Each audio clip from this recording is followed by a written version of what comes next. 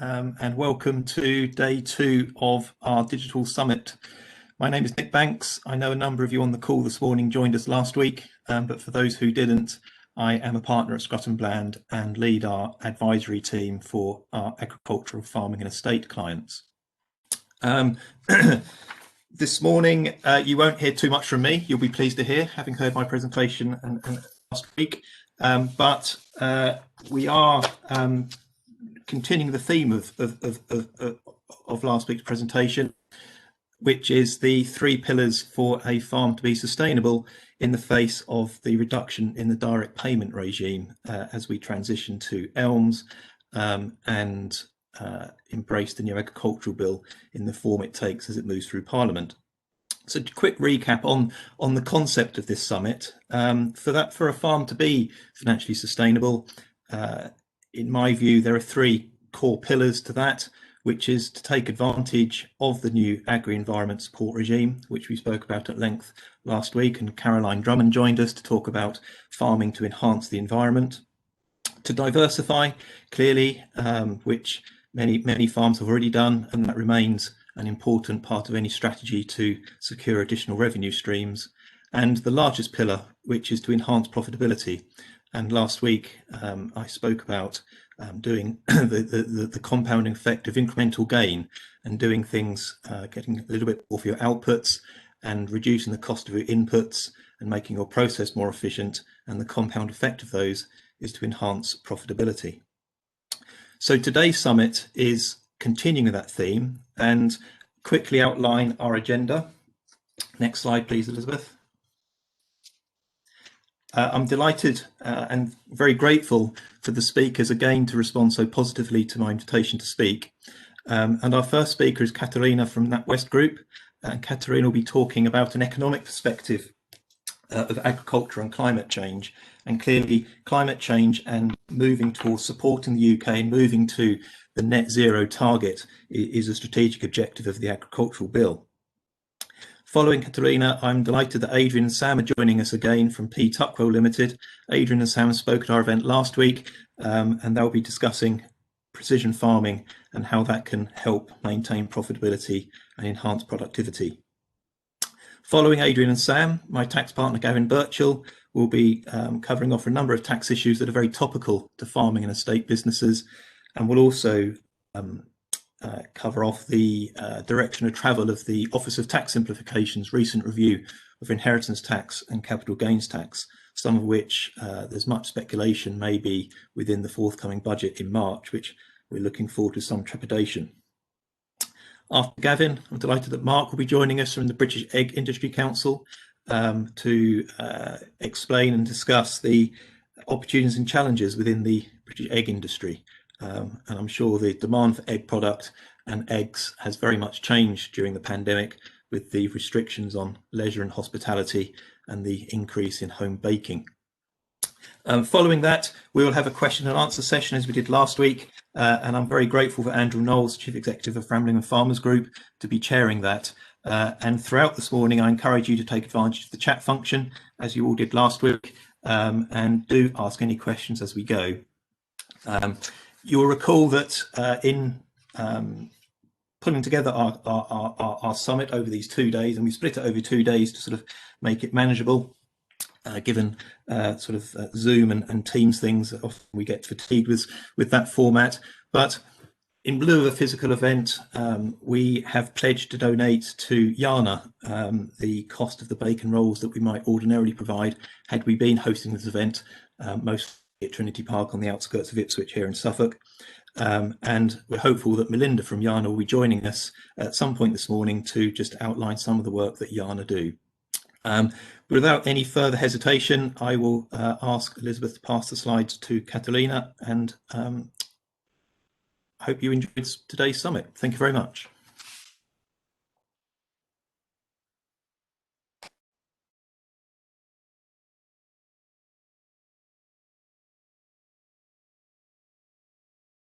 Hello, can you hear me now? Hello, everyone, and thank you, Nick, for inviting me to speak at this event. It's very exciting to talk about climate change, especially in the context of agriculture. And yes, I'll be talking about it at much higher level to give you an overview of why climate is such an important issue and for agricultural sector, and why agricultural sector is such at the center of the discussion, and what we need to do to help transition to net zero target that we set ourselves in the climate context. And I would like to start with the quote that we are the last generation that feel we are the first generation that feel the effects of the climate change, and the last that can do something about it. So the burden on us is very high, and the requirements for us to action is very high as well. Next slide, please. In this chart, this is basically to explain to you what is the reason that we are talking about the climate change here today, and in general, this is a very hot topic of discussion overall. This chart is showing the warming stripes, the average temperature every year around in the UK between the 1884 and 2018, and you can see that the temperature is increasing because the colder blue colors show a lower temperature, and the warmer red colors are showing a hotter temperature. And we are moving clearly from the colder years to the warmer years. We already about 1 degree Celsius above pre-industrial average. So the warming is already underway, and we are already experiencing the effects of it. And also another thing to remember, that the 20 warmest years on record have happened in this century out of the 21 ever recorded. So we are definitely in a period of very warm weather. And this sets us in the context of what we are discussing here. Next slide, please. And agriculture is at the center of the climate change because it's both cause, casualty, and the comrade in the struggle. So agriculture definitely contributes significantly to the climate change, and I'm going to show you the directions that is happening. It is going to be very strongly affected by it, and the hope is, with all the plans that are being set in stone and the policies are being introduced, is that it's going to help to become a solution for the problem of climate change and help with the transition. The next slide, please. And agriculture and land use is also at the center of the transition to net zero. Usually when we're talking about the climate change, we start to think about the physical impacts of the change in climate, higher temperatures, change in precipitation patterns, more frequent and severe weather events. But other things are happening as well, and all of this is going to be influencing our land use. The regulation is changing. I've heard that you already discussed last week the introduction of the agriculture bill and how the agriculture is going to be funded. But on a higher level, overall, we have a net zero target already set in the law. We want to reach it by 2050. So very challenging transition is ahead of us. TCFD disclosures slowly and gradually becoming mandatory for a larger group of companies. Within the banking sector, which I represent, we are going to have a climate stress test run for us by the Bank of England, which will influence the finance sector perspective on the climate risks. And we also see change in sentiment and change in mood at the individual level in consumers and at the company level. The companies become more aware of these issues, and they're setting themselves very ambitious targets, and they're demanding from their suppliers and the supply chains to follow suit. Investors are also changing the way they assess climate risks. So all of this is going to directly and indirectly influence how we use land and how agriculture has to perform to help us to achieve our net zero target. Next slide, please. So now let's look at the challenge that the agriculture presents and has from the climate change. So this chart shows you emissions by source in 2018 by different sectors. Agriculture accounts for about 10% of all greenhouse gas emissions. And whether it's a big number or not, it's difficult to say before you know the size of the agricultural sector within the economy. So in GDP terms, Agriculture represents about 0.6% of UK GDP, and in greenhouse gas emissions, almost 10%. So you can see that there is a disproportionate amount of the emissions that this sector emits. And this probably could be a surprise to some people who are not familiar with agriculture, but the main source of the emissions is not carbon dioxide, which is for other sectors, but other gases. And the difficulty with these gases is that they are much more potent greenhouse gases. They have global warming potential much higher than the carbon dioxide. And the most important gas here, almost 63%, is methane. And yes, so this makes transition much more difficult for the agricultural sector. But I have to say, so for the UK, it's about 10% of greenhouse gas emissions, but globally, it's a quarter of all the greenhouse gas emissions is from agriculture and land use. So UK has a kind of smaller task on its hand to decarbonize the agriculture. Can you go to the next slide, please? So what can we do? What can be done about this? Remember, I told you about the net zero target. So initially, it was proposed by the Committee on Climate Change, and then it was set in law by the Parliament. This Commission on Climate Change is a great source for any data about policy recommendations, and this, I would say, is the most authoritative source currently in the UK about what is the advice to the government about how to achieve this net zero target. In December last year, they published the 6th carbon budget. So the 6th carbon budget covers the period between 2032 until 2038. Carbon budget is usually set in a legal requirement, and this is the maximum amount of emissions that the UK is allowed during the 5-year period. So that's the target for the whole of the UK with respect to the emissions. What's interesting about this carbon budget, and this is the first carbon budget that is proposed after we set the net zero target. So, and the Commission on Climate Change created a roadmap, published a report, which is about 1,000 pages long, and agriculture and land use section is almost 90 pages long there. And it outlines everything starting from where we are at the moment and where we want to be by 2035 and by 2050, and the roadmap, how you can get from our current position through different policy changes, through different behavioral changes to the net zero in 2050. Here I'm just showing you the chart about how the greenhouse gas emissions need to change and be reduced in agriculture and land use by 2035. This is in megaton CO2 equivalent emissions. And you can see that the largest areas where the agriculture is expected to reduce emissions is through forestry, using the land as a natural sink for the CO2.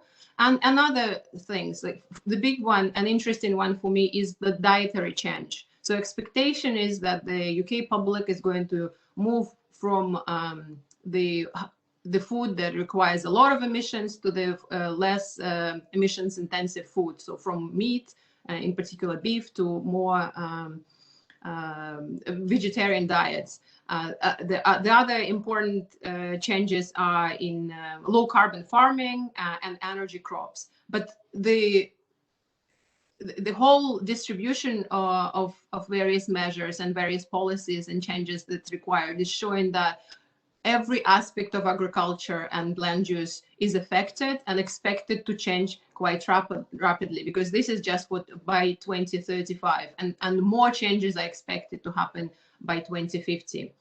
Next slide, please. And we started at the UK level with the commitment. So the beginning was the net zero commitment, but these commitments slowly but surely start to be converted into plans and policies. So the last year, 10-point plan was announced by the government, the 10 points to get us on the path to net zero. And here you can see various policies and proposals that are being set about by government. The one that is concerning agriculture and land use here is planting 30,000 hectares of trees every year to protect our environment. This is not a new target. It's been already set previously. I regret to tell you that we were missing this target in previous years, but we will see after this 10-point plan if we're going to adhere to this target. Actually, in 2019, we missed this target by 70%, so that we still have a long way to go here. Another, obviously, change which is not mentioned here, and it's very important for agriculture, is switch from the common agricultural policy to the agricultural bill and all the payments that are given to farmers. But I've heard that you already discussed it in details last week, so I'm not going to stop on that. Next slide, please.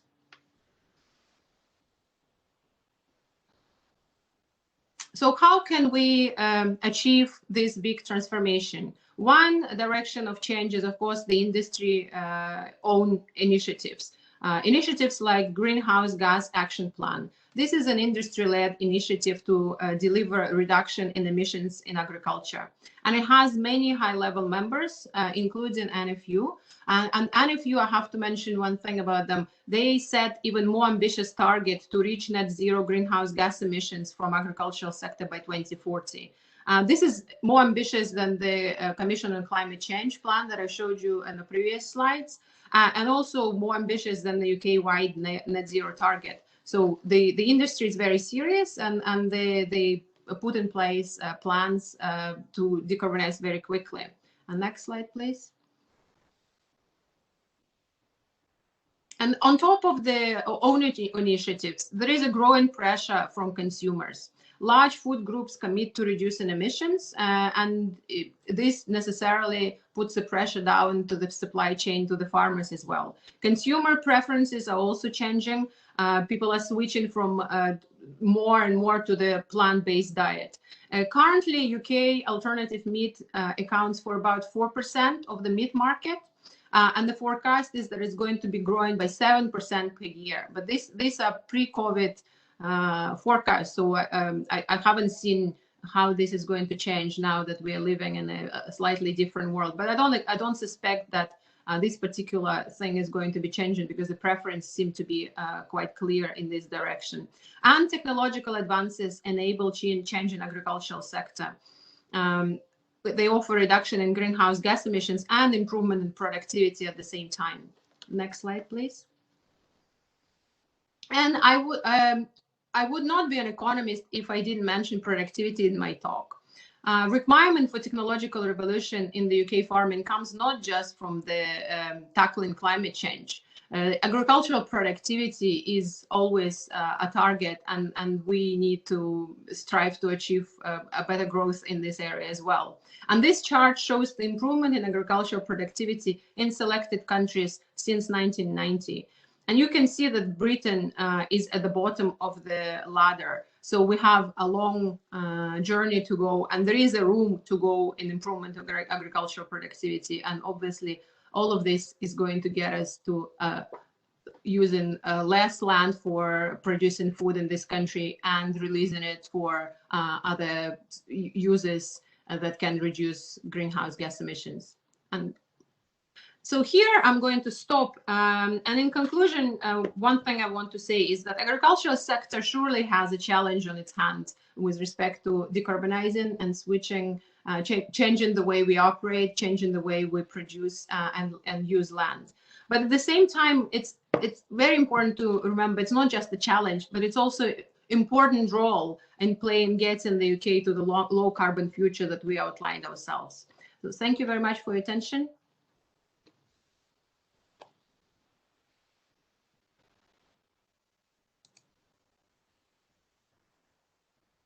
Hello, can everybody hear me?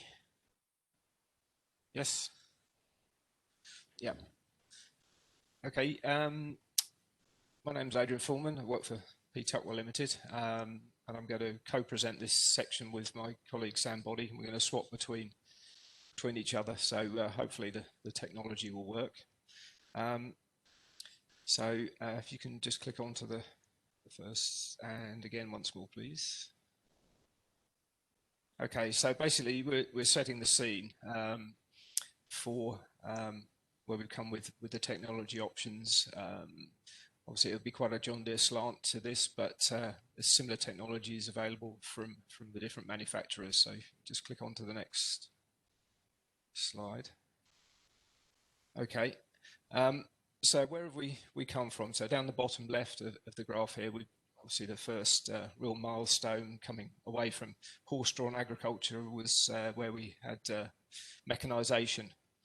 Tractors came on the scene, so there were massive improvements in machinery size, hectares an hour output of productivity went up, till you see the big articulated tractors and massive wide bits of kit that go behind them. Obviously, the margin for improvement starts to then drop as you can't get machines much wider. They start being a problem getting down the small farm lanes and just physical size of fields. So then you have to look at where's the next improvement can be made to start to push the hectares an hour output up. And the next real milestone, third item in there, was the auto track. So GPS came on the scene. And this really started to optimize the operator's time in the field. And you were starting to see about 10 or 12% increases in efficiency in the field. So that would be sort of labor, diesel savings, time, wearing metal, all these various things, just because the operator is only going up and down the field exactly where they need to without any overlaps or extra work. So obviously things move along a little bit and you're starting to squeeze the improvements down. Your margins are getting smaller. So, what's the next thing that they can look at? And really it's then reducing the costs through what we now call information-enabled agriculture. So it's then starting to look at the data and what you can do with it to make efficiencies there to try and boost your productivity up.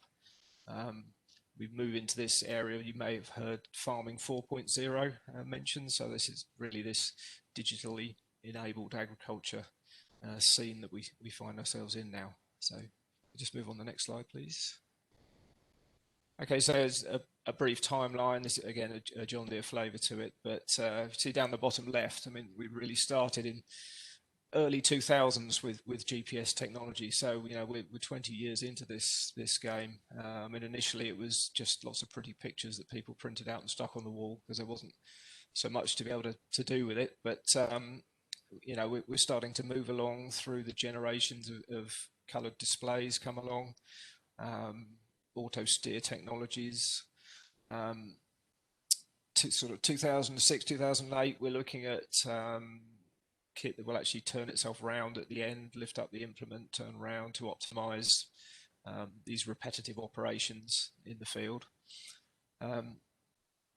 Then we get things like 2012, roughly, auto steer systems are actually on the implement as well. So you're employing a second receiver on the implement to then steer that in the field, especially important for bed work and things like that.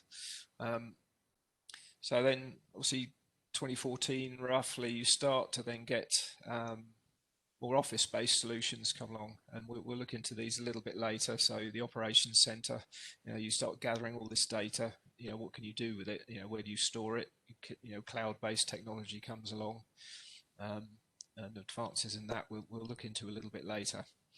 Obviously the tractors then have these wireless capabilities, so you can start to do remote monitoring of the tractor, sending software to and fro, all these sorts of things, or job and work plans, as Sam will look into a little bit later as well. So all to try and make the job, the whole farming experience more efficient for the manager and the operator. Okay, if you can move along to the next slide, please. So, okay, so to be able to measure and monitor the data, you've got to be able to kind of gather it in the first place. And this broadly falls under two real sections in our presentation here. So the first bit is the machine-based telematics. So this is literally to do with the tractor, is what John Deere call their JD Link system. And then the lower part is the actual agronomic data. So could be things like spray maps or yield. If you just click the animation once, it should come up with a, yeah. So basically the JD Link system is built into the roof of the tractor, as I'll see in my next slide or two. And then that has a SIM card in it and a small GPS antenna, so it can locate the tractor on the map. And then it enables communication to that tractor in the middle of the field. You don't have to come back to the office and past a Wi-Fi zone or anything. So it has a SIM card in it, obviously 4G technology now.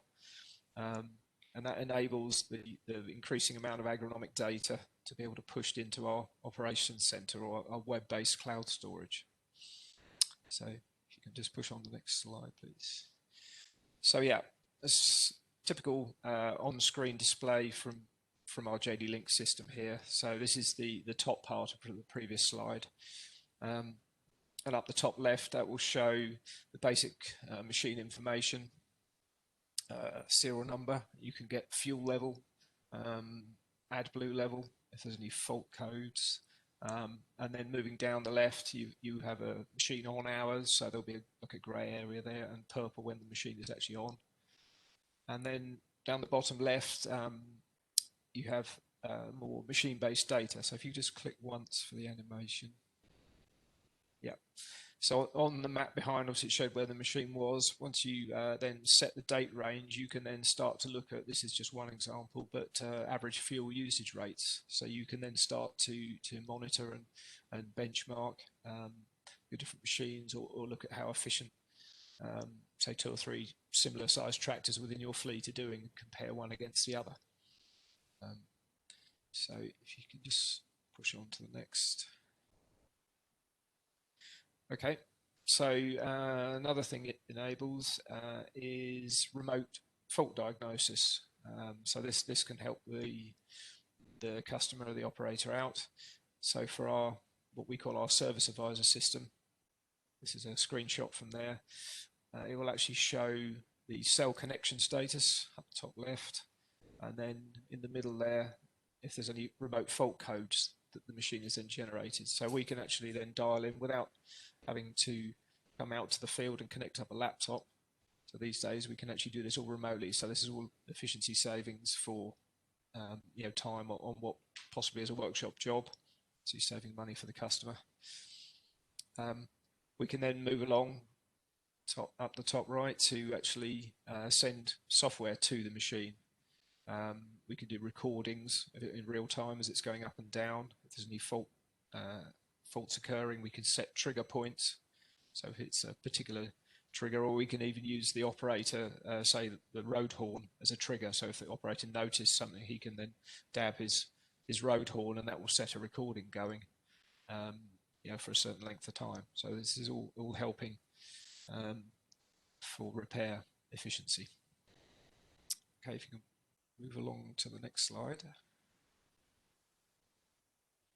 Okay, so the next thing, you can take this fault diagnosis on to extrapolate on. So basically, with all of these remote diagnostic units out on the worldwide population of tractors, they start to look at this real-time data that's coming in, efficiency and fault codes, and it starts to build a massive library of information. So that's all collected up. You can just click on once, yeah. So then, obviously, faults are logged, and repairs are logged as things move along, and then the comparison can then be made with previous fault codes that have come up to then what ended up as being a repair job. So that basically there's some early diagnostics can be done, and then the parameters within the system will actually then start to predict failures ahead of time.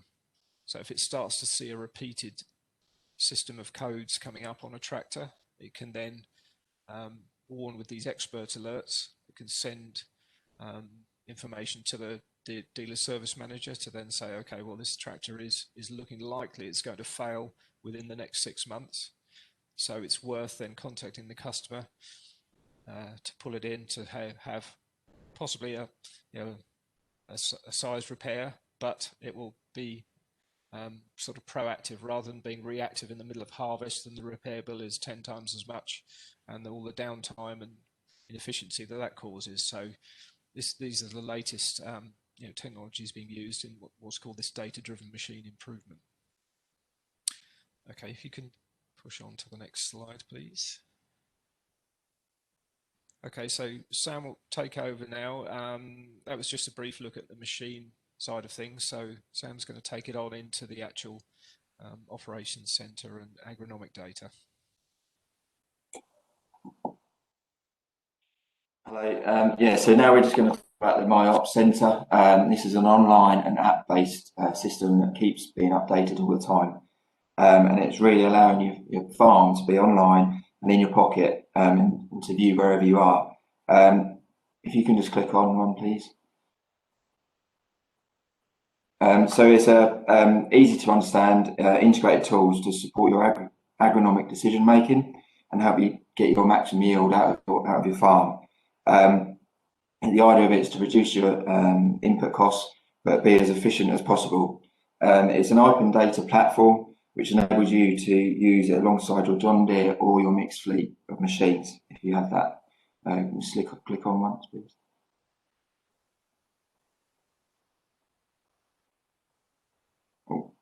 So some of the tools that are within the John Deere Ops Centre is the crop planner, so you can then plan your crops year on year. Click on once more, or twice more, please. Then you are the new feature just been launched is the work planner and setup files. So this is enabling you to send work plans out to your machines or workers from the office, and it can be updated automatically. And then once more. And then once the work has been completed by the machine or worker, this data is then, the agronomic data is then being sent back to the office either by USB or more commonly now by wirelessly. And this is then to enable you to view within the field analyzer, so then you can then do what you want with this data. Also, it enables you to view a timeline of events, so you can then see when that application may have been applied, just for your record keeping and so forth. For that, just click on once more, please.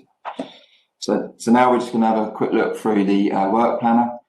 So this is a new feature John Deere's just brought in, and it is allowing you to, as a farm manager, farm owner, create your work plans for the four main types of operation with tillage, seeding, application and harvest, and then send these directly to the machine or the operator from the office, or from your phone if you're standing on the side of the field. As an operator, it's an easier system to preload automatically into the system or into the screen, and it enables you to start the documentation correctly, because what we find a lot of the time is data is being recorded but not actually being corrected what's needed to be recorded. So some of the information may not be there, so then it makes it harder for in the long term. Just click on once more, please. So just running through a quick quick setup of the work plan, or creating the work plan. It's just 3 easy steps. So start off with is just choosing the crop and variety, then selecting the equipment that's to be used, and then this is also to enable it to be sent directly to the machine once the work plan is completed, and also any notes that may be within that field. So if you've got a raised manhole, for example, that the operator may not have been there, you can just notify them. And with the flag system within the mapping, that will also notify them as they're going up and down the field. Click on, please. So then you can then select the fields that the task is then to be carried out within. So you've only got 3 fields with certain varieties. That's the only ones that will go into that work plan. Once more, please. And then any rates that or specific data that's part of that work plan. So if it's like a set seeding map, so seeds per metre or kilograms a hectare, or any guidance lines. So now within the system, you can create your own guidance lines from the office. So if you want to say work along that hedge line for students, for example, that can be automatically sent to that tractor or the operator. So it just enables us to get going a lot quicker and less mistakes through the season. And once more, please. And then once the plan is complete, it will be then sent to the tractor that is required for that operation. Next slide, please. So now on the screen, the tractor's now received it on the tractor terminal. The operator will then be notified automatically. He'll then be able to import the plan. Next bit, please. So then it will come up on the screen with all the details of the field, and he can either select that task before he gets to the field, or as the tractor then goes across the boundary now, that will then automatically bring that work plan onto the screen for it and bring all the information he requires that he may need to look at. Click once more, please. Also, so that some of the instructions that you sent online from the office, that'll be on the screen, so he can then see any notes, guidance lines that to be used, just to really enable the operator to get on a lot quicker and a lot easier for him. Also, all that data that you're asking will be sent directly back to the office to analyse as you need to, and it'll be the correct data.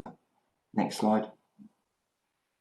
So that's just the out view on the overview on the main screen of everything what he's doing in that task. So once that machine has done the task, he will then that data will then go back into my operations center, into field analyzer, where Adrian just go through these bits here. Okay, thanks, Sam. So just go back a slide if you can, please. Thank you. So an example here, once we've gathered some of this data, we need to then be able to drill down into it to kind of make use of it, really. So I've just pulled some examples here of the different types of thing you can look at. So firstly, this particular layer is a tillage operation that's been done. And out of interest, this is one of the farms up on the Tuckwell farms. And I've pulled up tillage speed. You can see the field here. It's got 2 or 3 different areas of the field, with the middle piece being a higher speed. So basically that was done with some cultivation trials. So they've either gone with different cultivators or different depths with the same cultivator across different areas of the field.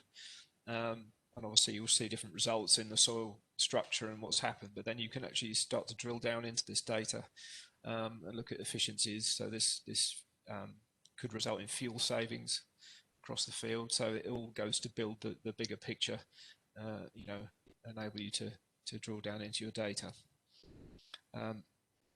So if you can just move along, next slide. So yeah, this next one is from a spray here. And again, this data can come in automatically from the sprayer as it's completed the work. The key thing here would be, especially for sprays, obviously chemicals and public perception of all the chemicals is a traceability element here. So if you could just click once. Yeah. You see in here, each of the applications here, it is dated, and then you have a rate that you've applied across the field. But also you can document all of the tank mix information. So there's traceability of the chemicals, where you've put them on, and that record is there, cloud-based, for whoever's to see if necessary. If you just click once more, there's just a traceability, little moniker there. So so all this information can come in either via USB or on this particular sprayer can come in remotely. So that starts to build as the sprayer moves through its day's work. Okay, if you just pop on the next slide, please. So on this one, we've got the same field again, but this was looking at rape yield from 2020. So this was actually pre the tillage speed map that we saw. But you can see obviously different areas of this field on this particular year. Obviously the headland, as you'd expect, would be a little lower yielding due to compaction and various things. But that gives you the picture of the yield across the field. So gathering this data over the years, if you just click on once more, please. Yeah, you can then start to build with all the years worth of data, average maps. So that starts to iron out any of the annual anomalies for weather and things like that, and you get an idea of consistently low or high yielding areas of the field that might need some some further work, be it you know, subsoiling or nutrient applications and all this sort of thing. So if you could just move on to the next slide, please, as well. So yeah, okay, we can then start to also do comparison maps from one year against the other for, say, wheat yield, for an example. This is just pulled up the wheat yield from 2017 and 2019. So you know, once this data is gathered, I mean, the combine, for an example, is probably the most sensitive sensor that you'll send up and down every part of every field at least once a year, when it's collecting you know, several data points every meter it goes along, you know, and it's covering all of the ground in the field. So you know, it's much better than you know, just walking and doing samples across a field. So so yeah, just gather all the data you can, and obviously then the future technology can then analyze it in different ways that you don't necessarily realize at the time. Okay, if you could just pull on the next slide, please. Okay, so this is just showing really it's not just, you know, John Deere that are involved with this. Other combines and machines pull the information in, but there's an increasing drive now up at the cloud level to be able to pull data across between different platforms. So this is just an example of between John Deere and Class. There's a new data connect system which is started at the moment. It's just machine-based information, so machine position, fuel level, work status for this year, but they're looking at from harvest next year to be able to pull agronomic data. So you know, once your Class combine has pulled its yield map in, you'll then be able to draw it into the, you know, your preferred web platform to do further data analysis. So that's worth keeping your eye on. Or signing up to if you already have John Deere and Class machines, and you can pull the information the other way. You know, if you had a John Deere machine, you could then pull it into the Class mapping system to do similar things. So yeah, keep an eye on that one going forward. Okay, so next slide. Really, you've pulled this data in.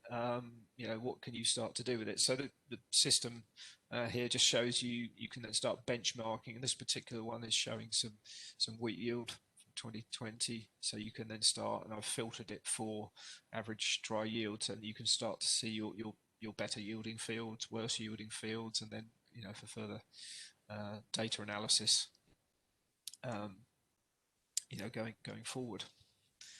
Okay, so next slide, please.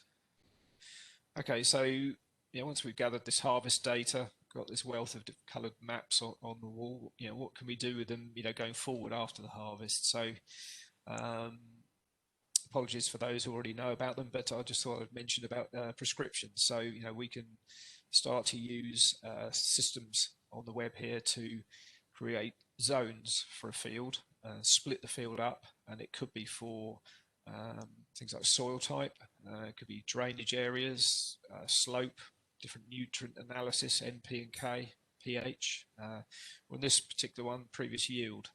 So we take information on the screen there, and if you just click on one more slide, yeah, you can get the program to then generate zones within the field, which you can then assign different seed rates, or in this case, or it could be fertilizer application rates for nitrogen, P or K, and then you can push that information into your seed drill or fertilizer spreader, so your inputs are used in the most efficient manner, in the right area of the field. It might be you haven't reduced the whole amount you use on the field, but it's all put in the right places rather than a blanket application all the way across the field. Okay, what I'll do now is move along to Sam. If you just push on the next one, so he'll show you one or two of the items that we can then use that on machines in the field. Thanks, mate. So yeah, so how are we, or how are some of the implements then using some of the variable rate maps that are then being available to be used with all this data coming in? So just move to the next slide, please.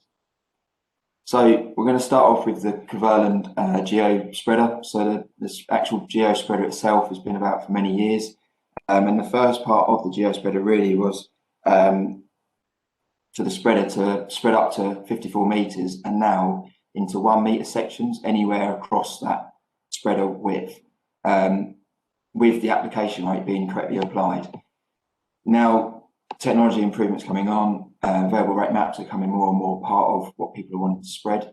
So if you can just, next slide or next bit. So that's just really showing the geo spreader being able to spread into any of them sections for it. So it's really getting precise placement of the fertiliser even on a disc spreader system for it.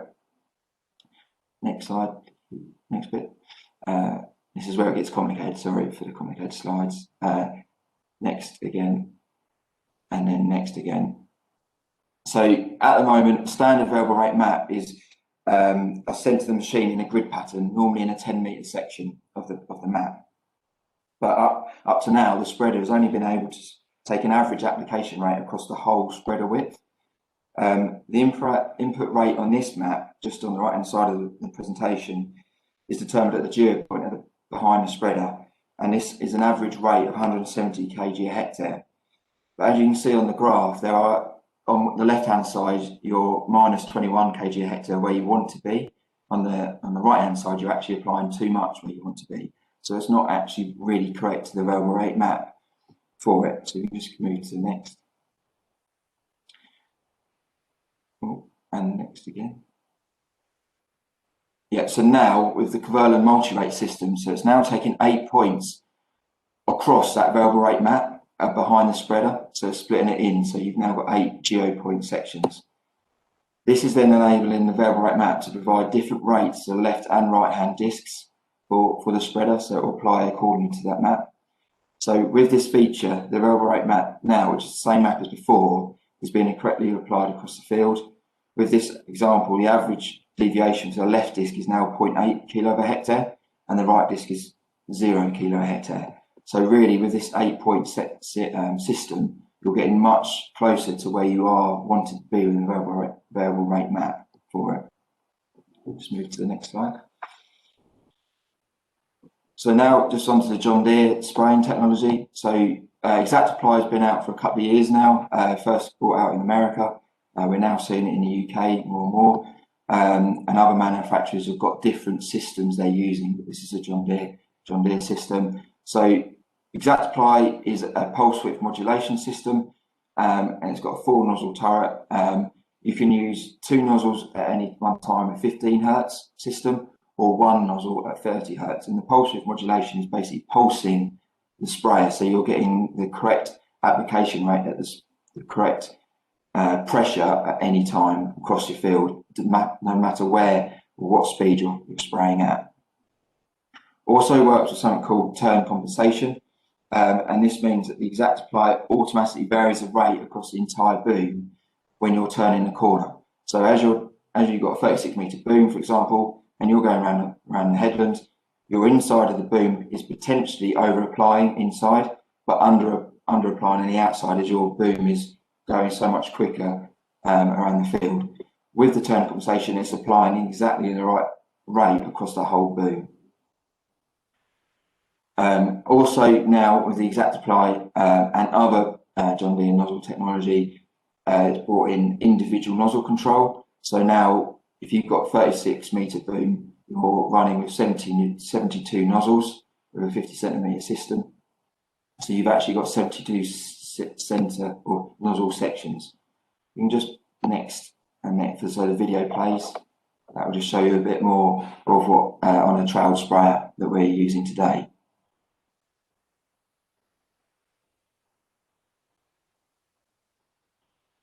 So now he's just turning on section controls, just then showing on all individual nozzles as it goes across, so really being as precise as possible, no under or over applying, only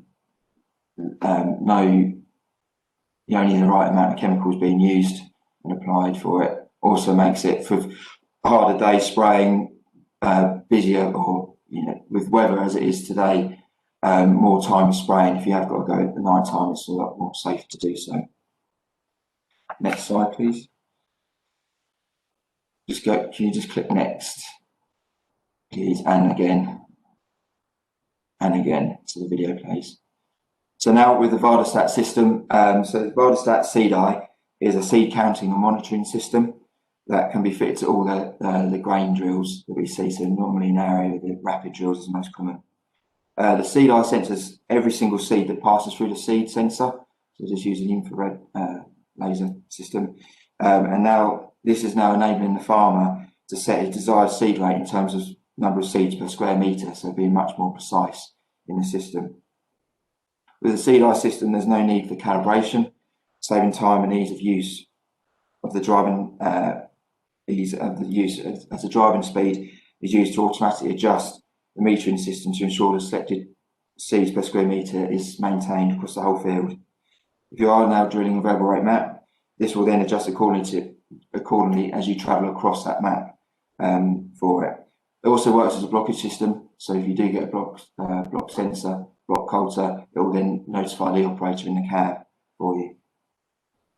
Seed eye sensors provides an insight with precision down to each individual square metre within the field, allowing the farmer to make the informed decision for increased efficiency for the best results. So really, technology has improved so much more in the last few years, and it's just becoming much more part of our job to get the data that you're collecting back out into the field now.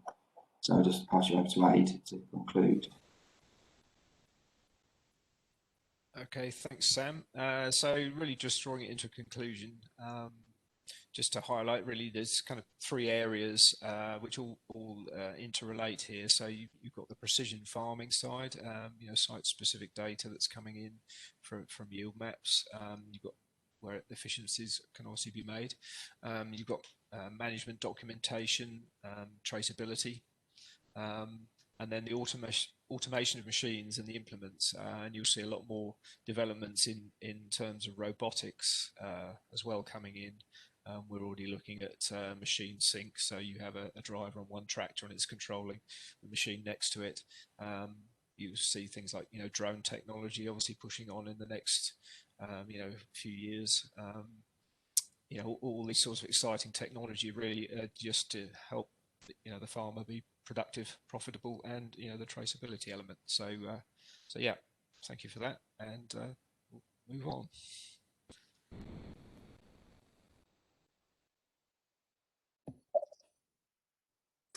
Thank you. Can everyone hear me? I just wanted to cover today, next slide please, three sort of topical scenarios with, these are the kind of scenarios that I come across most, particularly over the last year, dealing with expenditure on farming activities, expenditure on diversified activities, and also looking at the ownership or sale of land and buildings. Next slide, please. So if we look at the type of expenditure on a farm, one of the biggest forms of tax relief is the annual investment allowance, and that has now it has been £1 million for a while, and it was recently announced that's now going to be extended for a further year. So it's possible to benefit from this relief on capital expenditure, which would qualify for capital allowances on up to £1 million of expenditure. Now, to fall within the annual investment allowance, the expenditure either needs to be on sort of plant and machinery or on integral features, and they tend to be sort of fixtures within buildings. So it could, for example, be hot and cold water heating systems. It could be air conditioning systems. Now, because this allowance is currently so generous, it's really important that the structure of your business does not prevent you from accessing this allowance. Now, I should highlight that partnerships with a corporate partner do not benefit from the annual investment allowance. Now, the allowance will reduce to £200,000 after the 1st of January 2022. So for those businesses that are contemplating significant expenditure, then they should perhaps accelerate that expenditure so it doesn't fall after the 1st of January next year. Now, if a business has exceeded the annual investment allowance or it isn't available to it, then the capital allowance rates are generally 18% for 18% writing down allowance each year for general plant machinery, or 6% writing down allowance for integral features and fixtures. There is a separate allowance that was introduced a couple of years ago called the Structures and Buildings Allowance.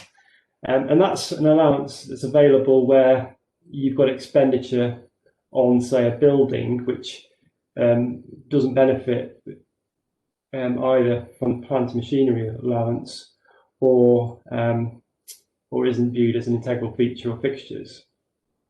Now, the expenditure, the level of relief is currently set at 3% per year. Now, without this allowance, generally speaking, if you had capital expenditure which didn't qualify for any capital allowances, then that would only become tax deductible on a sale of the asset. So that's quite a long time to wait, which makes it important to focus the mind on what allowances could be available when you're incurring significant expenditure. Next slide, please. So if we look at farm buildings, so construction of a grain store, that could involve expenditure which fits within a whole range of allowances. I mean, the first focus point will be to determine is any of it plant? Now, generally speaking, when we talk about what is plant for the purpose of capital allowances, it should have a function. It's not something that's just passive, like brick walls of a building. Now, if it's plant, then it means that that enables you to access the annual investment allowance on that expenditure, or if not, then it allows you to access the 18% writing down allowance or 6% writing down allowance if it's relates to a fixture. Now, if it's not plant and can't be regarded as an integral feature, then no tax relief applies on that expenditure until a sale, unless that expenditure qualifies for structures and buildings allowance, which, remember, is only a 3% writing down allowance per year. Now, there's an interesting first-tier tribunal case in 2019, which determined this involved the construction of a grain store for drying and storage of grain. And the tribunal looked at the expenditure that had been incurred and concluded that all of the costs qualified for plant and machinery allowances because they looked at all the components of the building, including the structure, and they concluded that the structure was integral to the conditioning of the crops. Now, in that case, it's notable that it wasn't just your standard grain store structure. It was very bespoke, and I think the thickness of the walls would double what you would ordinarily see in a grain store. So there were certain particular attributes, but I think it's always worthwhile when you're looking to incur expenditure on constructing farm buildings to, in advance of that, to itemise the different expenses and that's going to be incurred here, and to make sure that you've determined, what allowances are going to be attributed to each pieces of expenditure. Next slide, please. Now, it's so common for those businesses with redundant farm buildings to convert those buildings either into dwellings or into some holiday accommodation. Now, if you've got construction works that are being carried out to convert a building into a dwelling, then the construction company or whoever's carrying out that work should only be charging a 5% VAT rate on those conversion works, and that extends to building works applied by that construction company as well. Also, I guess we need to think about recovery of VAT, and it's really important in that regard to look at, well, what is the purpose of converting it into dwelling? Is it to, do you want to develop and sell, or is it to let out those dwellings? It's important to bear in mind that the 5% VAT rate doesn't apply, if that residential unit cannot be sold or used separately from another property. And quite often what we see with planning permissions is they're tied to the main house, or alternatively sometimes there's a restriction on the number of days which a person can occupy that property, which is typical in terms of holiday accommodation. So if any of those features are present, then it could mean that it wouldn't be classed as a dwelling, and therefore any conversion works would be subject to 20% VAT rate. If we're talking about, if you're looking at buildings that are going to be converted to dwellings, which is just going to be let out, then there's no ability to recover VAT because it's in respect of a VAT exempt activity. However, if the purpose is to develop and sell, then that VAT cost should be fully recoverable, because you'll be making a first grant of a major interest in a dwelling. So if the dwelling's definition is not met and a 20% VAT has been incurred, this VAT can be recovered if what's going to happen is that they're going to be holiday accommodation and you're going to rent them out as such, because that would be regarded as a taxable supply. So if your business is VAT registered, then you would charge VAT on that rental, but equally you'd be able to recover the VAT on the construction costs. If we're converting a farm building into a sort of commercial unit, then the works would be charged at 20% VAT rate, but there is a potential to recover VAT if a VAT option to tax is made over that building. But it's really important to be clear on the VAT position before you start the works. If you make that VAT option to tax too late, you could find yourself missing out on recovery of the VAT on those costs. I think another point is, if you're converting those buildings, redundant buildings, into dwellings to sell, then I think you need to think that actually there might be an income tax consequence of the sale, because when you're incurring that expenditure, you're doing it for the purposes of selling that dwelling. You're not doing it to retain that asset and use it as an investment. So you might find yourself liable to income tax rather than capital gains tax. Next slide, please. Next slide, please. So when we're looking at the holding or ownership or sale of land and buildings, inheritance tax and capital gains tax have been the key taxes, and the tax system has remained fairly stable in this regard, but there have been some notable recent changes. The first one relates to what was formerly entrepreneurs relief and what's now called business asset disposal relief. That remains, but it's now limited to £1 million of lifetime gains. Previously, the limit was £10 million, so it's a really heavy reduction in the amount of gains that you could realise, which could benefit from that relief. There's now a 30-day tax reporting and payment regime for sales or gifts of residential property. Now, this is a really important change. Previously, if you realised a gain from sale or a gift of that type of property, you would just pay capital gains tax through self-assessment.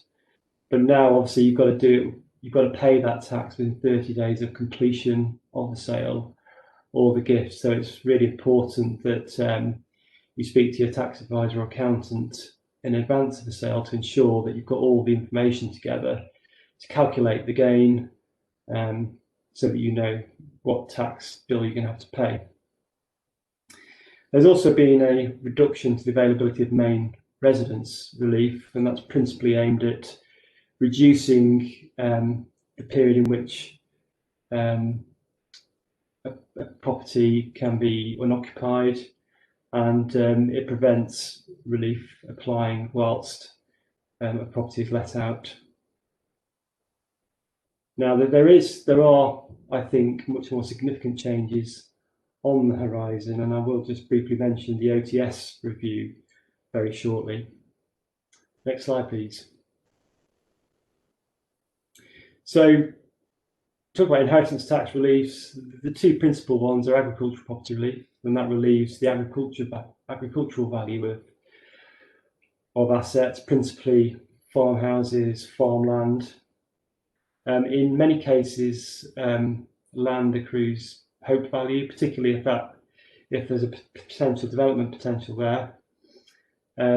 Obviously, that hope value isn't relieved by agricultural property relief, and therefore it's important that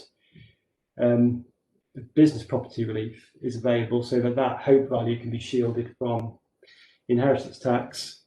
This type of relief is also important in exempting the value of plant and machinery from inheritance tax.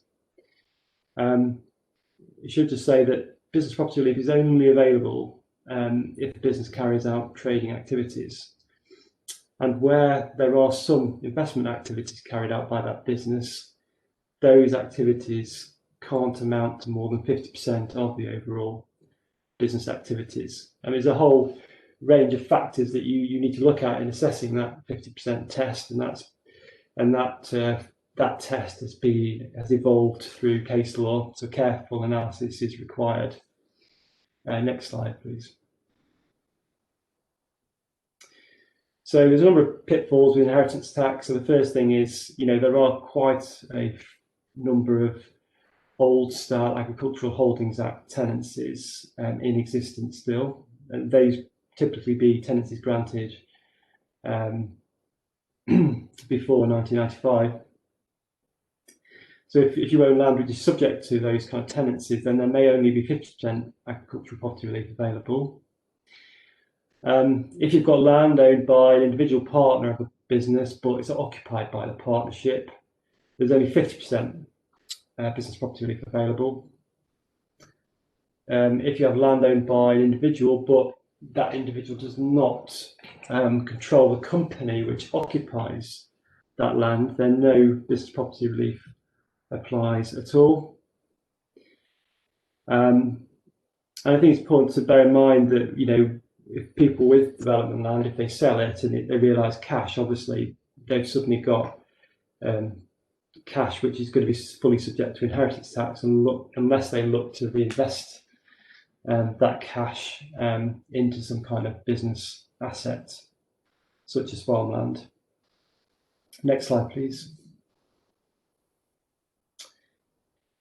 So I think, gifting of land, particularly in the context of land which could increase significantly value in the future, such as land with development potential, I think gifting is still a good means of minimising some inheritance tax risk. Obviously, there are a number of factors that need to be considered. Is that going to complicate the future sale negotiations if that land is sold? Does the gift that you've made mean that the person who now holds the land can't benefit from business asset disposal relief? Are there any stamp duty consequences of that gift? Because if there are debts secured against the land, then that would, in many cases, trigger a stamp duty liability, even if there's no cash being paid for that gift. You need to look at the availability of capital gains tax holdover relief, because in the absence of this relief, then for capital gains purposes, that gift will be treated as taking place at market value. Now, holdover relief is often available, particularly where you've got assets which qualify for agricultural property relief, or in the context of making gifts into trust or land which is used for trading purposes. Next slide, please. So, you know, broadly with capital gains tax now, you've got a maximum 20% rate which applies to the gains realised from non-residential land, and 28% in terms of gains realised from residential property. When we talk about residential property, we're not just talking about sale of dwellings, but also land that subsists for the benefit of a dwelling. So that could be, you know, the garden and grounds of a house. Now, if business asset disposal relief applies, then a 10% rate can apply to gains. And rollover relief is still in existence. So if you're looking to reinvest the sale proceeds into buying replacement farmland, then, you know, rollover relief is still there to defer the capital gains tax liability that would otherwise arise. Next slide, please. So for business asset disposal relief, that really has remained largely unchanged, apart from the reduction in the lifetime limit to £1 million. You know, it's got to be a trading business throughout a 2-year period prior to a sale. Normally, in many cases, it will require the business to have ceased on or before the sale of the land. Or if there's no cessation of the business, then it needs to be some associated withdrawal from the business, generally either disposing of part of their interest in the business at the same time as selling the land, or alternatively a sale of land or buildings which represents a definable part of a business. Next slide, please. So many of you will be aware that there are time limits on rollover relief, so you've got to really reinvest the proceeds within 3 years after a sale, or 1 year before the sale. Next slide, please. So the Office of Tax Simplification were commissioned by the government to review the design of inheritance tax and capital gains tax, and one of the key drivers for that review was to look at ways in which those taxes could be simplified. The OTS came back with their conclusions on inheritance tax in 2019, and they suggested a number of recommendations. The first was to reduce the 7-year gifting period to 5 years, because they felt that 7 years was really too long for people to have to go back, and you know, in many cases it's quite difficult to get the evidence together to establish whether that gift was within a 7-year period. The other thing they're quite keen on is also the business property relief. As I said before, it relies upon meeting a 50% trading requirement, whereas for capital gains tax purposes, for you to benefit from trading reliefs, you have to be carrying out at least 80% trading activities. And I think they're keen on harmonising that, and the likely flow of traffic on that is that they would look to lift the business property relief inheritance tax trading requirement to 80% rather than 50%. They also said that, you know, in certain instances, you'll have on death, you'll have an asset that benefits from full inheritance tax relief, and whoever inherits that asset will have a market value uplift for capital gains purposes. So when the beneficiary sells the land, they'll only pay capital gains tax if that land increases in value from the date of death. They're also keen to remove an unfairness that exists for agricultural property relief on farmhouses, because sometimes if a farmer has traditionally lived in that house and then moves out into a care home before death, then it can mean that there's no agricultural property relief available at all on that farmhouse, even if that farmer occupied the house for 40 years. Next slide, please. Now, the capital gains tax review was published in November last year. They recommended the harmonisation of capital gains tax rates with income tax rates, or at least to make the rates much closer. At the moment, we've got a situation where, in many cases, you've got 20% capital gains tax compared to maximum 45% rate. Now, the OTS felt that if you did that, and if you increase the CGT rate significantly, there needed to be some recognition that, you know, in many cases, part of that gain is based on inflationary increases. And therefore, they felt that, you know, there should be maybe a level of indexation relief in place so that the base cost of an asset is uplifted to take account of inflation, and so that that isn't subject to tax. They also looked at removing the market value uplift on death where an asset has benefited from inheritance tax relief, whether that is in the form of business property relief or surviving spouse exemption. They also looked at business asset disposal relief and weren't really convinced that it really achieved what it was intended to do. And so they were looking at maybe introducing a much more restricted form of relief, which is much more aimed at retirement. They're also keen to reduce the number of capital gains tax rates, because we've currently got 4 different rates and it creates confusion. So I suspect that we're going to see you know, less different rates in place. They have got to do a second part of the review, which is to look at much more technical and administrative issues on capital gains tax, and one of their focuses will be main residence relief and holdover relief. I think in the context of holdover relief, I think they're keen to possibly make it simpler, and also they don't want people to hold onto assets and they don't want that decision to be driven by tax. So if they can create an environment where it's no worse gifting it during lifetime than it is passing the asset on death, then they want to remove those barriers. Next slide, please. So what does it all mean? I think we can't assume that the government will slavishly follow the recommendations of the OTS, because the government have got to really consider political factors. Also, the economy. Is it the right time to significantly hike rates at the moment? That said, you know, I think we are going to see a significant hike in the future of capital gains tax. They're historically low levels. The government needs to raise finance, and so there seems a level of inevitability about it.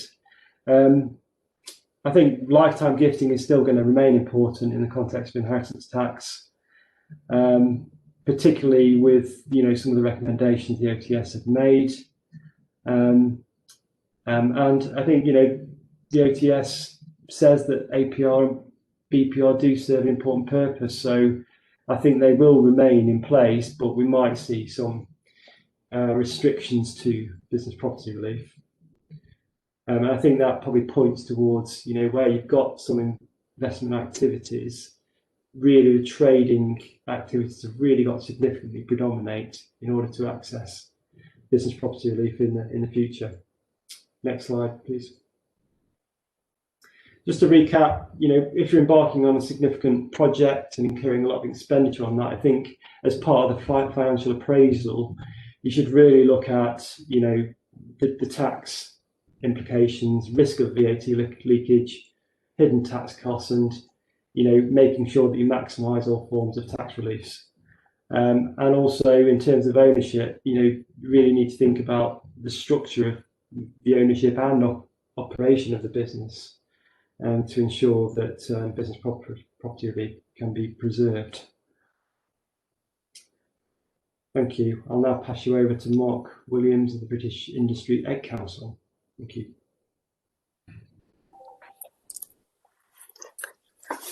Good morning, ladies and gentlemen. If someone could give me the thumbs up that they can hear me, that'd be appreciated. Thank you, Andrew. Okay, so good morning, ladies and gentlemen, and thank you to the organisers for inviting me to present to you today. What I'd like to do is give you a run through the UK egg industry, a bit of a journey, if you like, because undoubtedly this industry has been one of the major success stories of British agriculture. And I'll take you through from our dark days when we had our salmonella and eggs crisis back in 1988, right through to where we are today. Next slide, please. So, as I say, ours is a fairly successful industry. Traditionally, we have been unsupported, which has really made the industry very highly efficient, very innovative. I mean, we've heard some wonderful presentations before in terms of, you know, how machinery has moved on. We have to be reactive to consumer demand for eggs. And you know that, ladies and gents, every time you go into the shops to buy eggs, you have a wide variety of choice there. And clearly we have to be responsible. I suppose I can be a bit flip about it now, but you know, it doesn't make for good repeat business if you go and poison your consumers, like unfortunately we were doing in 1988. So we set about setting up a hugely successful quality assurance scheme for eggs, and that's the British Lion scheme. So I'm literally 1 or 2 days away from getting the 2020 figures, but unfortunately this event came a little too early, so I'm still working on 2019 figures. But we've got, well, in 2019 we had 41 million laying hens in the UK. That made us about the 5th largest producer when we were in the EU. Our consumption just under 200. I would hope, as I'll explain in a few minutes' time, we'll be over 200 when the 2020 figures are published. And our self-sufficiency is sort of fairly high for an agricultural product. Next slide, please.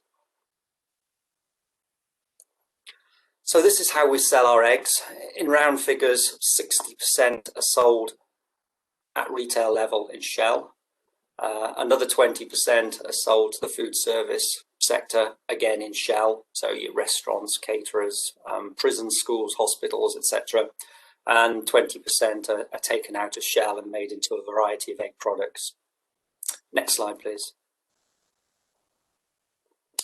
And this, thank you. So this shows the different types of production systems. So the blue is enriched cages, cage system if you like. Back in 1999, that would have been 78%. So really market forces have made that change. And today, the British egg industry has the largest number of commercial free-range hens anywhere in the world, which is a phenomenal success story. The section in yellow is barn, and I'll come on to talk about that in a minute, and red is organic. And both those sectors are what we would call niche sectors or Cinderella sectors, if you like. Next slide, please. And this really puts what I've already explained into just into a graph, and you can see that change whereby cages gradually sort of decrease, but free range has shown that phenomenal growth through from 2006 right up to date, actually. Next slide, please. So like all businesses, everybody has to operate within the marketplace, but within that market, there are other influences which have either a greater or lesser extent. And within each of those bubbles is what I sort of determine is really the important parts of it. So clearly the market is all important, otherwise businesses wouldn't exist. Animal health, you know, we are suffering at the moment from avian influenza in the country. The environment is becoming increasingly important, as we've heard from earlier speakers. Food safety, I've already touched on that. Animal welfare, very, very important, and we've had pressure for many, many years now from certain animal rights groups. And clearly, you know, in this post-Brexit world we're now in, trade negotiations, you know, and how the UK's global tariff policy will operate. Free trade agreements, when the government, you know, they've set their stall to really negotiate free trade agreements with the world, if you like. So we're keeping a very close watch on that. Next slide, please. And if you could give another click. Okay, so you'll have heard of so-called conventional cages, or as the media like to call them, battery cages. So the left picture is really what one of those looked like. So in 2012, they were banned across the whole of the EU, and really the industry moved, if they were to remain in cage, to the so-called enriched cages. Well, in the UK, we developed what we call colony cages, which is effectively a cage with the divisions taken out, making a facility for somewhere between 80 to 100 birds. And the red flaps you can see at the end will be the nest box.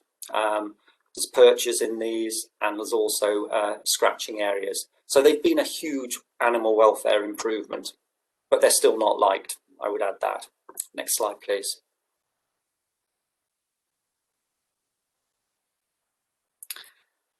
This is an internal view of a multi-tier unit. So this one is actually free range, because if you look down the right side, you can see the pop holes, albeit they're closed to the outside at the moment. But what we're using increasingly now is the cubic capacity within the house, and you can see that in the left. We call them multi-tier units, or aviary units, if you like. And the birds will be on litter down the side and then go out if it's a free range house, or if it's barn, they just don't open well, they don't have pop holes in barn houses. Next slide, please. And a typical picture of a smallish free range house with birds ranging. Next slide, please. Now, what's happened over recent years, and I'll touch on it a bit more detail in a minute, but you'll have heard in the press that retailers have made a cage-free commitment from 2025. So that means there will be no eggs, or hens if you like, producing eggs from hens kept in enriched colony cages in the UK from that date. And this is typically the larger barn units which they'll replace, again using the cubic capacity of the house. Next slide, please. So Nick touched on it right at the beginning. I mean, you know, without a doubt, COVID-19 has turned the world upside down and continues to do so. We also had disruption to our market, but not the devastation that was caused to certain markets. At retail, with people being locked up, shall we say, in March last year, you know, retail sales went through the roof. I mean, between March and May last year, they were up over 30%. We could not get eggs from the farms into the retail stores fast enough. You know, it was phenomenal. It really was. And even if you look at the 52-week period ending, you know, the back end of December last year, retail sales were up 18.4%. You know, and we're not like I always use the analogy of nuts and bolts, a manufacturer, should we say.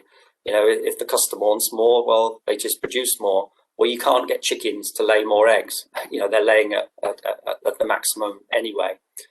So there was quite a bit of disruption there. Food service, on the other hand, of course, devastated, as you can see, and even processing, you know, taking eggs out of their shells, because so much of the products would go into the food service sector and catering sector, again, hugely affected. So we managed to move some of what was going into food service into retail, but we were limited in a certain degree by the availability of egg packaging. So, for example, eggs supplied into food service would be on your typical 30 egg trays, whereas retail packs are, as you see them, little boxes. So we were governed by availability. And then, just like many other sectors, we had huge issues with PPE supply, particularly FFP2 and FFP3 masks. Next slide, please. And these were the pictures, of course. You know, we don't need to sort of dwell on that, but empty shells back in March last year. And then, you know, I think the Times summed it up well in May with that headline, "Now we're all working from home on an egg." Next slide, please. Next slide, please. So I mentioned the line quality scheme. I mean, you know, without a doubt, it has been a huge British success story. It's live, it's updated in line with science, technology and consumer expectation. Version 7 was published back in 2013, but we've updated it over the years since, and I'm just working on version 8 at the moment, and part of that is now out to consultation with the industry. But we have to be responsive and mindful of where the market is going as well, so we keep up with that, and in fact in many cases lead it. Next slide please. So the cornerstones of our scheme are quite simple. You vaccinate hens against salmonella, you have high standards of biosecurity and hygiene on farms, and what massively helps there is you sort the rodents out, because they are the biggest recycler of salmonella if you're unfortunate enough to get infected.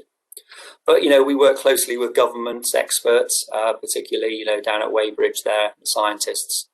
You know, we have higher standards than legislation. And I think very importantly, like all QA schemes, we can act much more quickly than government can when an issue arises. You know, they have to go in line with legislation and what they're allowed to do. We can actually move the industry that much faster. Thank you. Next slide, please. So I talked about biosecurity. I mean, you know, we are faced at the moment with a particular high path avian influenza virus in the country. The last time we saw it was back in 2016-17. And at that time, we then thought, how can we do this better? So we introduced different areas on the farm, just to get people to think about it, not only the owners of the farm, but also the staff as well. And we divided into a general area and then a specific area. And the specific areas are really where the hens are.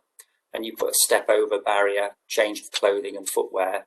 Many of you would say, well, that's common sense anyway. But, you know, everybody's working at a fast pace, you know, to get eggs to the markets, etc., and into retailers. So I have a quite simple analogy here. You know, what is good for addressing notifiable avian disease like bird flu is also good to fight any other diseases, and that includes salmonella as well. Next slide, please. And one more click, please. And, you know, I mentioned, you know, rodent control. I mean, Dr. Rob Davis, whose slide this is, I always use it in presentations because it is absolutely right. You know, if you can control rodents on farms, then you can actually turn farms salmonella negative, because they are massive recyclers. You know, they don't start the initial infection, but they can become infected and then recycle from flock to flock. Next slide, please. So we had a major feather in our cap in October 2017 when the Food Standards Agency, for the very, very first time, actually announced that eggs now can be served raw or runny to vulnerable groups. And those vulnerable groups would be, for example, babies, pregnant women, and the elderly. And the warning that was previously in place was put in place following the Edwina Currie announcement that, you know, sadly, most UK production is infected with salmonella, when she announced that in December 1988. So, you know, for 30 years, it had been that particular warning, totally disproportionate, but thankfully it was changed in 2017. Next slide, please. And of course, the media jumped on it. And I'll be perfectly honest, ladies and gents, you do not get headlines much better than this in the national newspapers. But of course, at the same time, our responsibilities now to consumers are that much greater. You know, we have to make sure we get things right all the time. Next slide, please. And again, and again. Okay, if you could click 9 times, please, just while I talk through this. So what this does, ladies and gents, is really show you the structure of our industry and how it works. So we're starting, that's it, thanks. We're starting from the breeder layers. They're producing fertile eggs, which go into the hatcheries.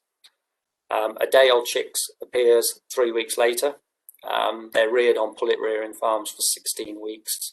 They go to the different types of laying farm, cage, barn, free range and organic. Eggs are going to the packing centres 2 to 3 times a week. or to an egg processing plant, and then at the end of lay, which is usually when the hens are around 76 to 80 weeks of age, they go for processing to a licensed plant. So what this slide was designed to do was to demonstrate to our APHA colleagues, it was almost like a training session in many ways, of how our industry, the movements which take place, in terms of ensuring biosecurity at all time. And as you'll see there, the common factor for the live birds is the feed mills, etc. We use an awful lot of UK cereals, as you can imagine, and very important from this part of the world. Next slide, please. One of the major problems we have in this country is that when there is an outbreak of bird flu, of course, quite rightly, just like in FMD, those hens are culled to stop disease spread. But then it's left to the farmer to actually, and the cost and the expense of cleaning that farm up to a very high standard. So we were mindful of the science around the world, and we approached APHA it was back in 2016 originally, and said, listen guys, this is really hammering us. We need to relook at this. Can you look at the science again, please? So we commissioned this project to look at the science to see if you have to effectively dismantle the equipment in a shed to give it a good secondary cleansing and disinfection. And the result of that was actually you don't, because the technology's moved on, the science has moved on, and that's made a huge difference now, and that's something that is being put in place on a case-by-case basis. Next slide, please. And again, please. And I think there's 5 clicks on this one, please. So I mentioned in 2025 the retailers want to get rid of caged eggs, shells. So this all started in the States with this sort of cage-free movement. And to be honest, in the UK, ladies and gents, it will be barn.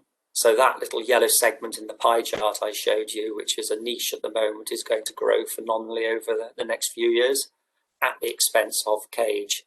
But there will still be cage production because it will supply the very price-sensitive processing and food service sector, but not retail. And these are the sort of the retailers you can see and food service sectors who've signed up for it.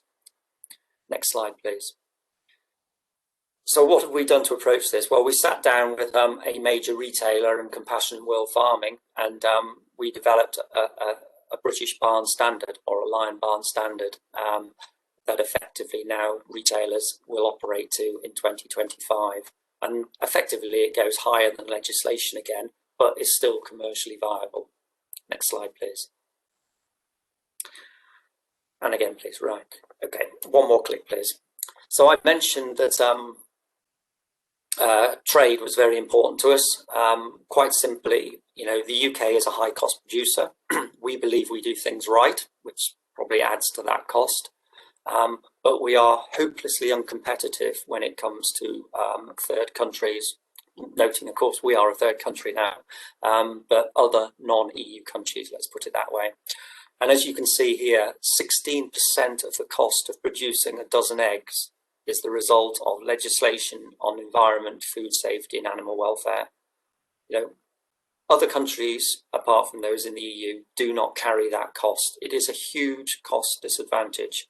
To my way of thinking, it's only right and proper that that's recognised in trade policy. Next slide, please. And one more click, please. So what this does, we got an economic analysis done, and if you look at the different bars there, so the left one is the UK cost of production for enriched cage, and you can see where the red line is. Okay, so this is for producing whole egg powder. Okay, so you've taken the egg out of the shell and you've dried it. Then you've got the next bar is the Ukraine, USA, Argentina and India. And why did we choose those countries? Well, when I was doing an EU job, we did this on an EU-wide basis, and those countries were the biggest exporters to the EU at that time. The blue is the cost of production. The green is the transport cost of moving a kilo of egg powder to Birmingham, a market in Birmingham, and the orange is the actual import levy. And you can see there, by and large, we're fairly well protected. Could click the next slide, please, and click on it 5 times. Thank you. Now, government at one time was talking about, we're a nation of free traders, we need free trade agreements. Well, by the definition, free trade means no import tariffs, okay? That's what it would do to our competitiveness for those same countries. And this argument we used very forcibly and to great effect. And that actually resulted in the end in eggs and egg products being included within the UK global tariff policy as remaining protected. There was a slight overall average reduction in protection from 31% to 29%, but ladies and gents, I can well live with that. Next slide, please. So quite simply, I think everybody on this call would agree that fair trade is the right way to go. Free trade, well, what is import? Of not for the sake of protecting an industry, but protecting the high standards which we have in this country. And most consumers, if they knew the full detail, would sign up to that as well. Next slide, please. Labour has been a major issue to us, ladies and gents, over the years. 30% of our workers on farms, 50% in egg packing centres have been EU migrants. And of course, we know the government's policy now, which isn't going to help us. So what we've been having to do is automate more in packing centres.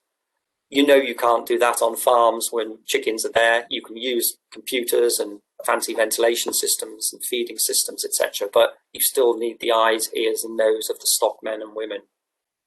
But what we've said to government very clearly is that, let's not make this too difficult.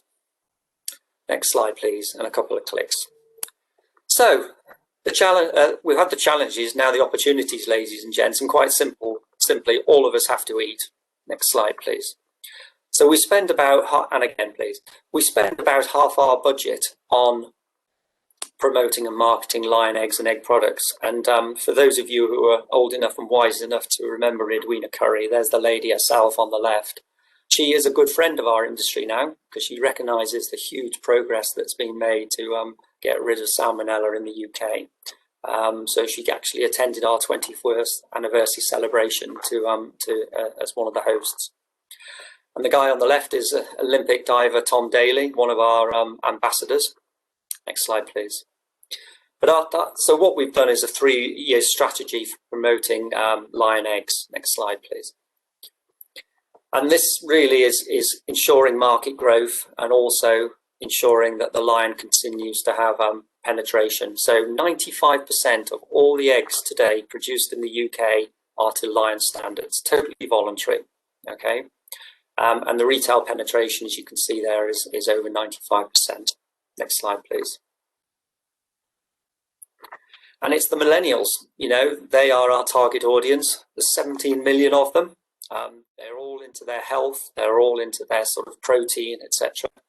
So it's great. Next slide, please. And we also take great pride in what we do. And as I mentioned, one of our ambassadors is Tom Daly, the Olympic diver. He has a huge following. He has this clean living lifestyle, which is always good if you're going to effectively have somebody as your ambassador. You don't want them appearing on the front page of the newspapers for all the wrong reasons. So and he's a great believer in eggs as well. Eats many of them. Next slide, please. And we also have a very strong media centre. We work closely with opinion formers and others. Next slide, please. And of course, parcel of everything, because eggs live in a very competitive world on the supermarket shelves. So we have to position eggs as a very attractive food for people. And we're very lucky, actually. An egg is within this perfect package called an eggshell. Those on diets don't get any more out of it than what is in that shell. So it's a perfect diet control in that respect. Next slide, please. And, podcasts now, it's absolutely amazing. There is a figure, I can't remember off the top of my head what it is, but, something like 10 million people in the UK listen to podcasts every week now. And most of those are between 18 and 44 years of age, you know, so part of our target audience. Next slide, please. And again, you know, we working again with photographers, you know, you've got to make your food attractive because of this huge competition. So we don't just promote eggs as a breakfast staple, although that's where most of them are still consumed, but, you know, as a main meal occasion. And that has been hugely successful over recent years. Next slide, please. And again, social media, I don't need to tell you, ladies and gents, how important that is now for the future. And again, please. And again, trust, you know, you have to have trust, and we lost that trust back in 1988. Next slide, please. And of course, with the Food Standards Agency changing advice, when you're promoting runny eggs to pregnant women and young babies, you have to get it right. Next slide, please. And the proof in the pudding, so to speak, ladies and gents, is really sort of, you know, for the farmers is what's happening, you know, to their bottom lines. And clearly, it's always good to be working and making your living out of a growing market. And egg sales continue to go up. Next slide, please. But, you know, what about the future? Well, clearly, you always have to produce what the market requires. You're wasting your time otherwise. And I see us having to continue to differentiate products within the overall industry. So free range now is 53% of the industry. There is differentiation taking place within that. But environmental issues, you know, if you ask youngsters today, what's the most important, environment or animal welfare, they will say environment. But they expect animal welfare to be a given now. And we have to be mindful of that. And next slide, please, just to finish off. If you could just click through a few times, please. Thank you. Okay, so, you know, we have got one of the most technically efficient industries in the world. And, you know, we're very, very, very proud of what our guys have done there. You have to have confidence, you know, from your shoppers and your customers. We have that, both from our customers being the retailers and the food service companies, but also consumers as well. And it means our industry has been restored to growth. We operate high standards in the Lion scheme. We rigorously enforce them to give that confidence. But as they always say, you always have to be wary of what's coming around the corner. We were badly bitten in 1988. We never, ever want to go there again. And we will do whatever it takes to ensure, to the best of our ability, that we never find ourselves there again. So thank you very much, ladies and gents.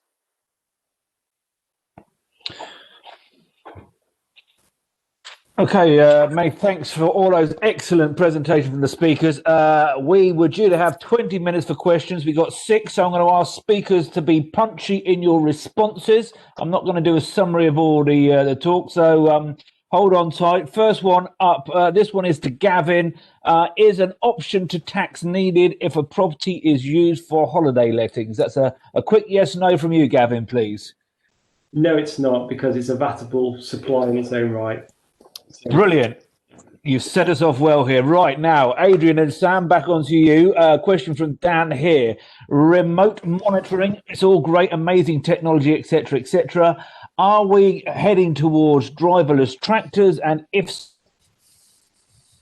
right direction to be going? Yeah, I mean, you can see videos online on YouTube, even of driverless tractors at the moment. There's possibly in this country, obviously, health and safety issues of seeing tractors going up on the field, especially, you know, you could then have them going along the road even, but that would cause some hiccups, I would think. I think possible compromise in the UK, especially would be where we have our machine sync system. So you have a driver on, say, a leader tractor, a smaller tractor, and then that has 1 or 2 in followers, drone tractors running next to it. So you have benefits for reducing compaction. Say having a massive tractor that weighs whatever tons, you know, in a massive wide implement, you have 2 or 3 smaller ones. So in effect doing the same work, and you still have 1 driver in the field, but then you've reduced all the ground compaction and that sort of thing.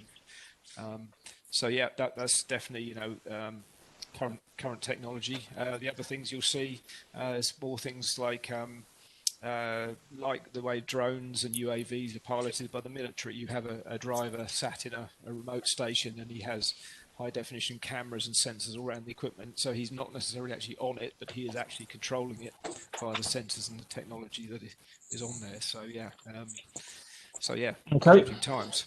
Okay. Good stuff. Exciting stuff to look forward to then. Mark, what percentage of processed eggs compared to UK market are free range eggs consumption? Okay, because our self-sufficiency is only 89%, we are net importers. So very little processed egg goes out of the country. We tend to export surplus shell eggs at any one point in time, but only in small quantities. And yes, it is correct. Free-range eggs will be predominantly eaten here in the UK. Okay, good stuff. As I think we all recognise, the Treasury is definitely going to have a very large hole in its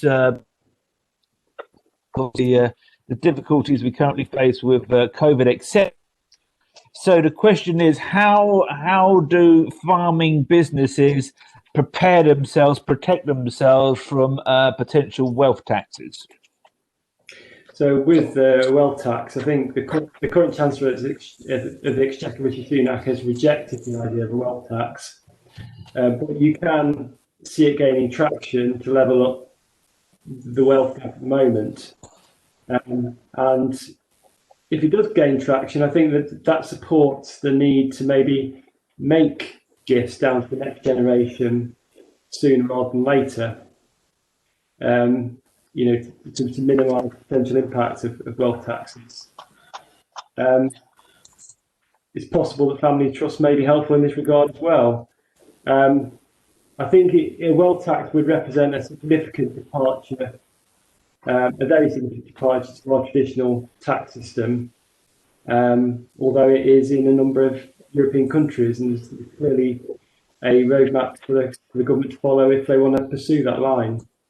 I think equally, with potential hikes in the capital gains tax rates, I think that's probably a driver for accelerating disposals and sales, and not leaving them to a later date when there could be much more penal rate of taxation.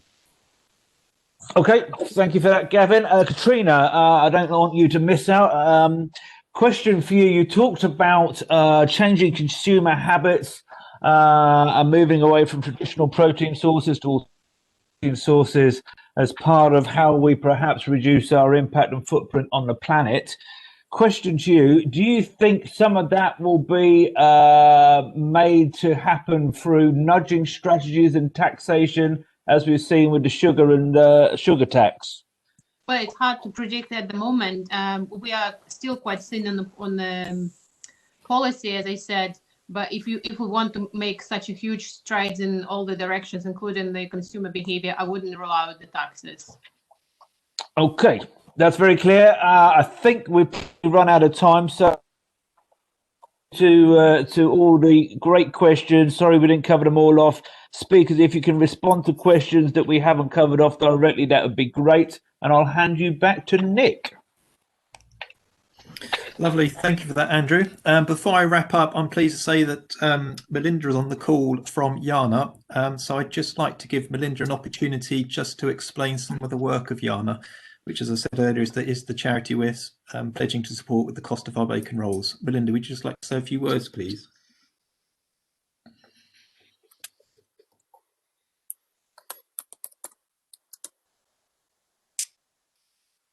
Hope you can hear now. Sorry about that. We've had a few technical problems, and I'm sorry I missed the bacon, but I did get here for the eggs. Jana, you are not alone. We are a rural mental health charity, and so grateful for your support today. Thank you very much. We get lots of different ways of people supporting us, and I love the variety. We've never had bacon butties before, so well done you.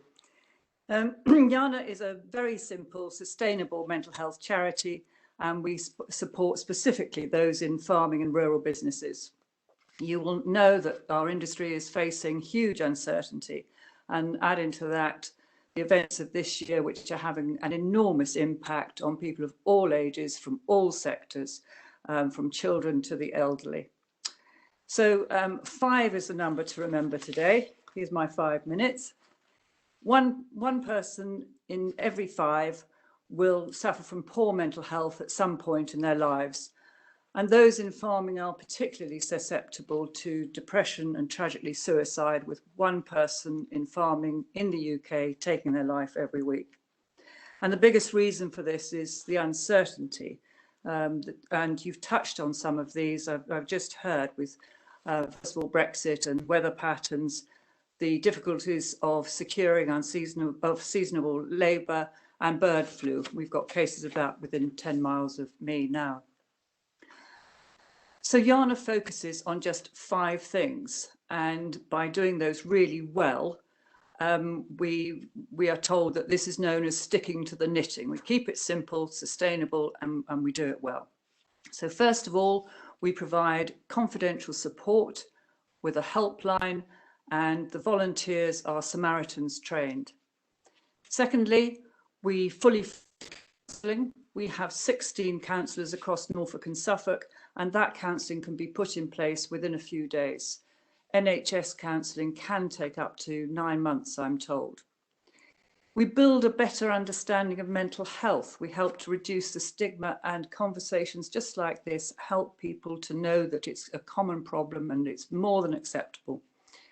Jana's come a long way in 12 years since it was set up in getting the farming and rural communities to talk about mental health, and therefore to seek help. We invest in mental health first aid training. I expect everybody who's with you today who runs a business has a first aider. I wonder how many of you have mental health first aiders. And these courses give people the skills and the confidence to support their friends, family and colleagues. So far, we've trained 96 people, and they are across the sector. So your professions, agronomists, young farmers, rural churches. We want a broad spread of these first aiders. We also run a compelling suicide prevention campaign. 7 tractor facts to save a life.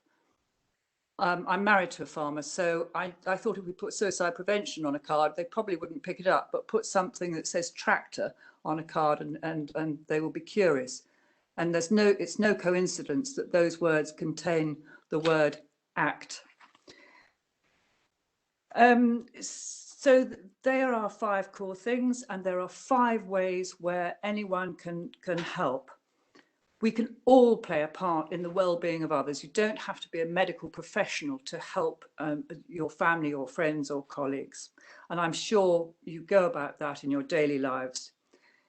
But if you haven't already got a mental health first aider in your business, please consider getting one of your staff or your training and contact us about that. Ask twice is the second thing. How often in our normal lives, when we're normally meeting people, do we say, "Oh, hi, how are you?" And the answer is, "I'm fine." Do you mean the question? Do you listen to the answer? And so if we say that more meaningfully, and if we listen to the answer, "How are you?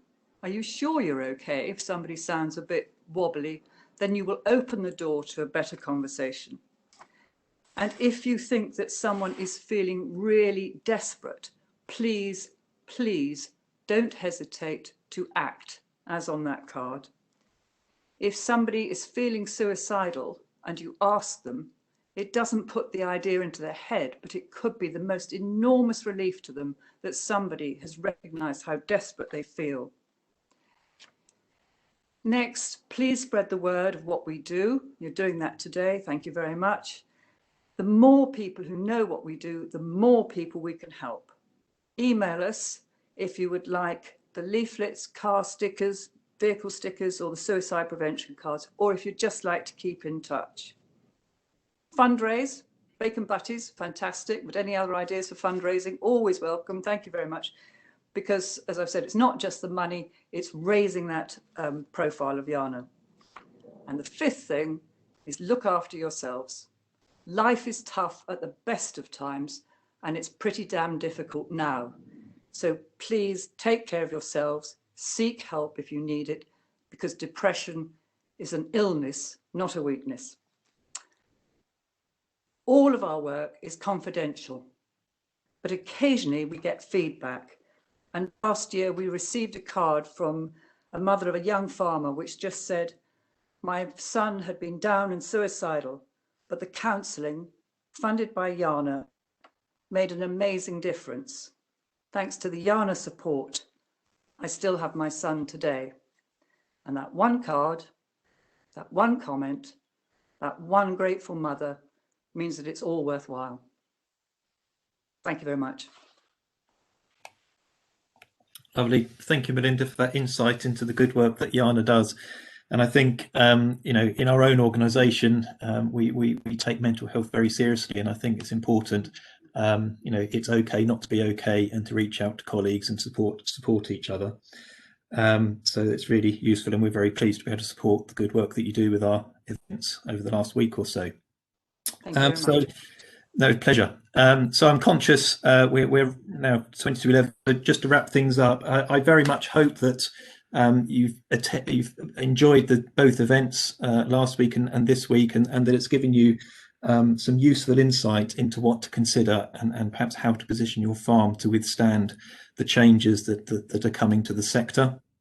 I would like to thank last week's speakers and indeed today's speakers for some interesting presentations and for supporting our event as well.